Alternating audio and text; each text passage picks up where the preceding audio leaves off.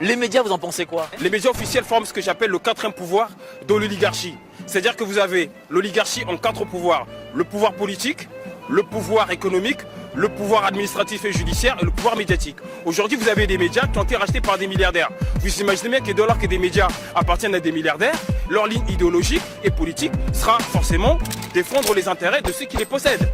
Donc ces gens-là... Donc ces gens ne sont pas indépendants. Ils ne sont pas indépendants. Parce que dès lors qu'un journaliste ose me dire qu'il est indépendant, alors qu'il est salarié privé en CDI, vous imaginez bien que, imaginez sur BFM, vous aurez un journaliste qui dirait bah écoutez, je trouve qu'il y a des vertus, je sais pas moi, dans le communisme. Vous croyez qu'il va continuer à présenter son journal? Non, parce qu'il va à l'encontre de la ligne idéologique de celui qui possède le journal.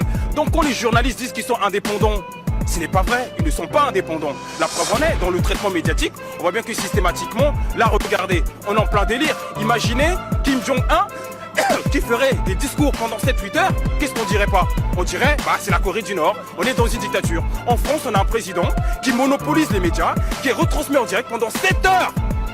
Et on ne trouve rien à redire. Et surtout, on nous dit que c'est un débat national. Mais monsieur, vous savez ce que veut dire le mot débat? Débat, vous et moi, nous débattons. Et c'est un débat contradictoire. Mais lorsque vous avez des gens qui posent des questions et que le président y répond, c'est une conférence.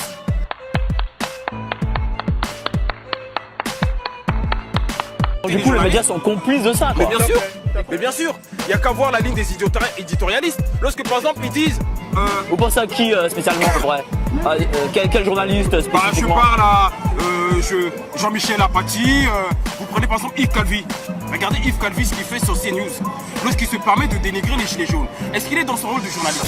Est-ce qu'il est un militant macroniste ou est-ce que c'est un journaliste? Je rappelle qu'il existe une charte, la charte de Munich, qui dit que les journalistes ont pour mission d'informer afin que la population puisse se faire sa propre opinion. Et pour vous, ils n'informent pas? Ils n'informent pas. Ils font de la propagande ou pas? Bien sûr qu'ils font de la propagande. Ils font du militantisme journalistique. Et j'enlève le mot journal. Parce qu'encore une fois, il faut que les journalistes reviennent à leur véritable essence et profession. Informer la population afin de réveiller le libre arbitre. Donc ce n'est pas Yves Calvi de me dire si les gilets jaunes c'est bien pour le pays ou pas. Lui, il doit juste donner les informations afin que moi, citoyen, je me fasse ma propre opinion. Donc les journalistes n'ont pas à nous faire la morale, ils n'ont pas à nous dire ce qui est bien, ce qui est mal, ils n'ont pas à nous dire quel système économique est mieux pour le pays ou pas, quel parti politique je dois voter ou pas.